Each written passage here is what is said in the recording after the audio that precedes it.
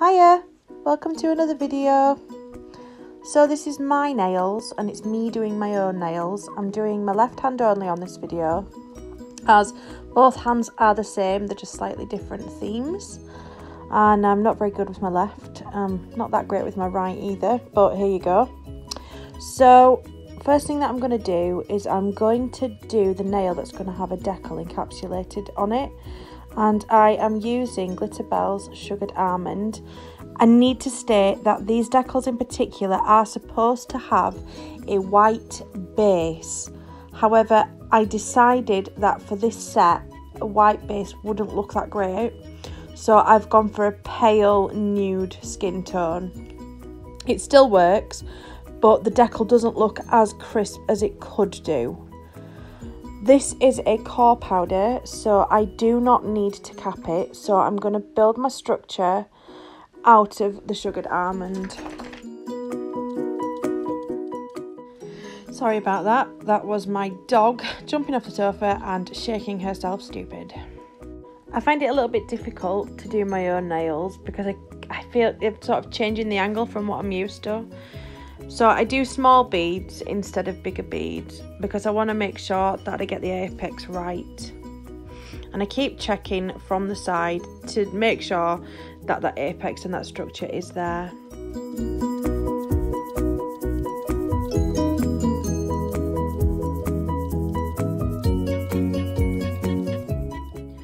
So as you can see, I've actually already done my right hand.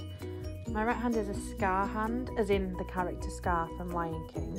And I've done ombre nails in the colour of Scar. So I've done like a reddy brown and a black on the tip. So this hand that I'm doing now is Simba. So I'm doing the same, but trying to match it to Simba's colours. So the same red that I used, this is CJP Red Metal. I'm using that as the darker colour which is going on the tip of the nail, and I'm going to place that onto both the little finger and the index finger. I'm going to blend it up the nail so that it's got a nice smooth blend, and then once I'm happy with that, I'm going to come in with a colour that I have hand mixed specifically to try and match it to Simba's skin tone. I'm just moving the camera because I realise that I keep going out of shot. So yeah, so I'm happy with that, and now I'm going to get my custom mix. I have mixed Red Metal with Glam and Glitz Karen to try and create the colour. So you can see there, it's like an orangey browny colour, and it kind of matches Simba's yellow, but not greatly, but it's still nice. And then I am going to work this down the nail. I like to start the cuticle area, make that area nice and smooth and flush, and then I pull it down the nail and over the darker colour. I'm not so bothered if the blend isn't perfect at this point because I will be putting what Kirsty Meakin calls a ghost layer over the top of the tip colour. Again, placing that onto the cuticle area first and pulling it down over that colour at the end just to create a nice smooth blend.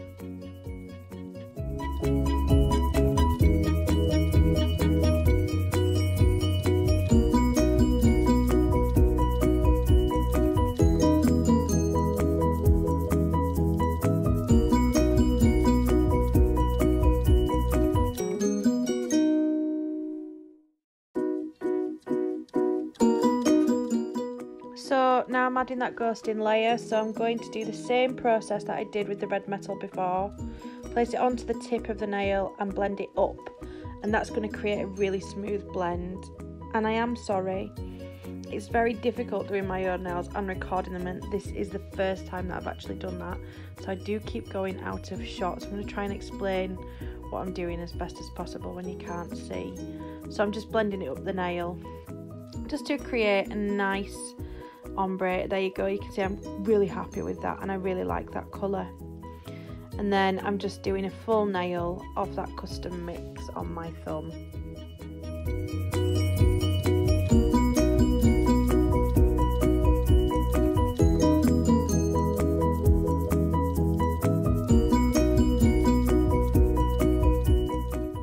coloured acrylics and just make sure that I've just enough on to make sure the nail isn't see-through. On the thumb now, I'm just making sure that I've got coloured acrylic on the tip. I'm going to pull it down towards the cuticle and then smooth it. Okay, so this is a sunset nail, and for this I'm using 4 colours. This one is Glitter Bells Golden Brownie. The next one that I'm going to use is going to be Auto Expose by Glam & Glitz. And I'm trying to sort of blend them together, but I don't want to create ombre because the golden brownie is kind of supposed to be the ground. So, you know, it's I want to keep it aligned, but I don't want it to be crisp like it's colour blocked. So I'm just working both of those colours into each other. And once I'm happy with it, and then I'm going to use Glam & Glitz Karen and create the cuticle area. I've just bled out that bead a bit onto the kitchen roll because I don't want it to be too wet at this point, because I don't want it to go too far. I want to keep as much control over the powder as possible. And then I'm going to come in with Sunset Paradise, and I'm going to use that to blend the Karen and the Auto Expose together, just to make it look like you would, as neat as I can, as you would get from a sunset, where it's sort of bright at the top and then it sort of fades down a bit. I'm just checking that against my other hand. I'm happy with that because it's going to have stamping over it anyway. And I'm going to cap now. As you can see, the other colours, I've put them quite thin. So I'm just capping now. You can't even see me doing it. It's on my little finger, but you can see there. I just started at the cuticle area and I worked that bead down the nail. And I'm going to repeat that process on all of the fingers. I actually know what I did there with my hand, shaking it all over the place. So if you can't see, there you go, you can see. Just start the cuticle area using the 1 bead method, pulling it down the nail, making sure that I've tucked it into those side walls, and then pulling it down over the tip to keep it nice and smooth and thin on the ends.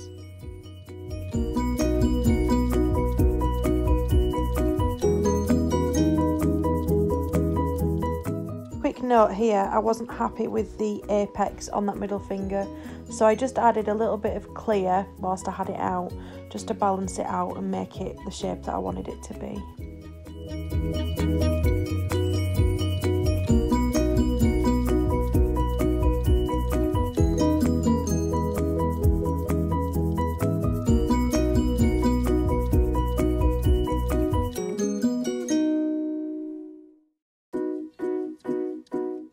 Do you know, actually doing my own nails and keeping them in shot is really hard. So I really do apologise if I keep going out of shot. I need to be able to see my own nails while I'm doing them. It's not the easiest of things to do. And I'm just making sure as well with my clear that I have got that structure there, because your nails need to have the apex, otherwise they're just going to break, and when they grow out you're going to have a risk of the nail underneath snapping.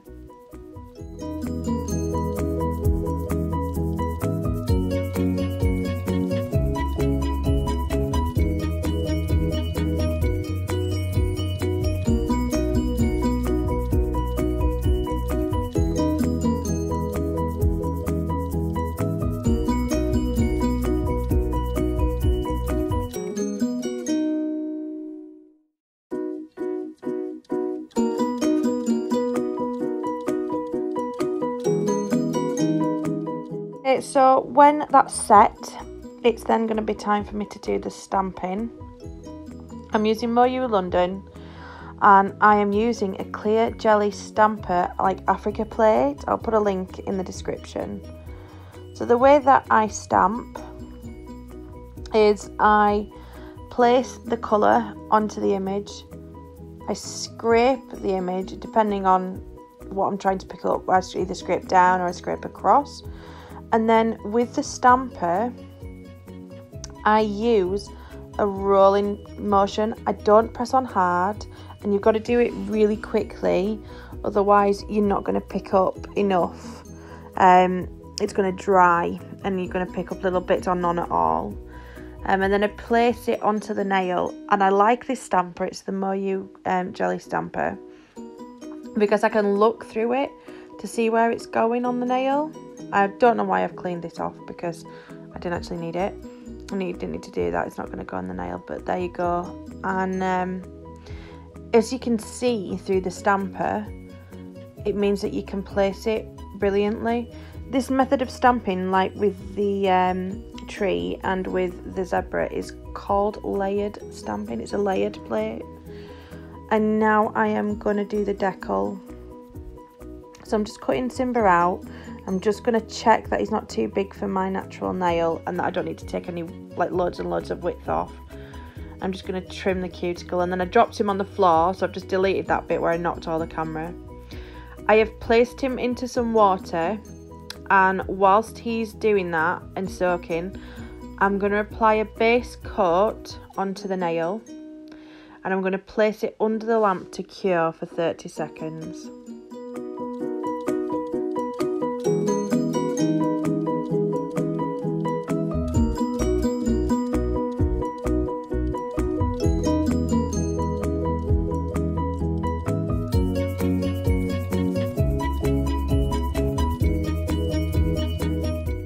Okay, so now it's cured, I can take Simba off his backing paper, which I've just done there, as you can see.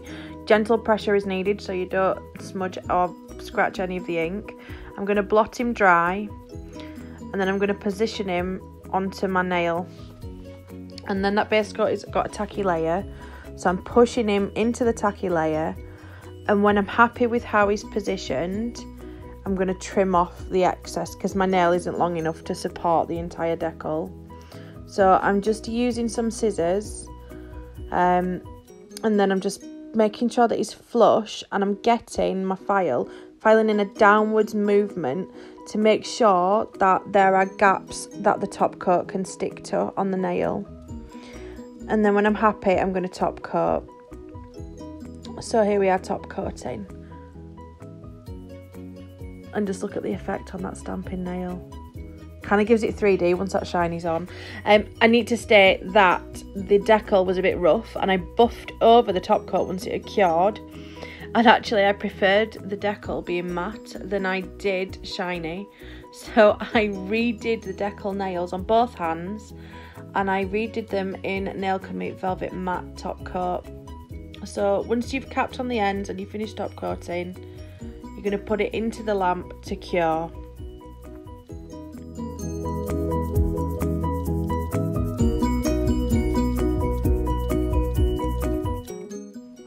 Okay, so then that hand is done now, and you can see that it's matte, and here are both of the hands finished. So you can see they are both the same, but both different colours. And actually my right hand has a giraffe, not a zebra. I hope you like it, and thanks for watching, and don't forget to subscribe. Thank you, bye.